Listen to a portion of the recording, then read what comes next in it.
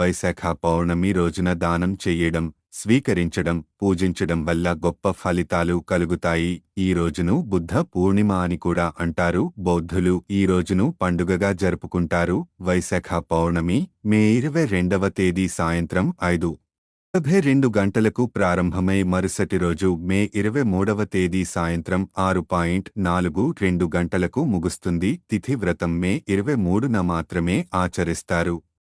ఈ రోజున బుద్ధుని విగ్రహాన్ని ఇంటికి తీసుకురావడం శుభప్రదంగా భావిస్తారు. ఎందుకంటే ఫెంగ్ షుయ్ ప్రకారం ఇది ఇంట్లో ఆనందం, అదృష్టానికి చిహ్నంగా భావిస్తారు. కాబట్టి ఖచ్చితంగా ఈ రోజున బుద్ధుని విగ్రహాన్ని కొని ఇంటికి తెచ్చుకోండి. శక్తి యంత్రంలో లక్ష్మీదేవి నివసిస్తుందని నమ్ముతారు. కాబట్టి ఈ రోజున శక్తి యంత్రాన్ని కొని ఇంట్లో ఉంచి పూజ చేయడం శుభప్రదం. అదేవిధంగా ఈ రోజున ఇత్తడితో చేసిన ఏనుగు విగ్రహాన్ని ఇంటికి తీసుకురావడం శ్రేయస్కరం.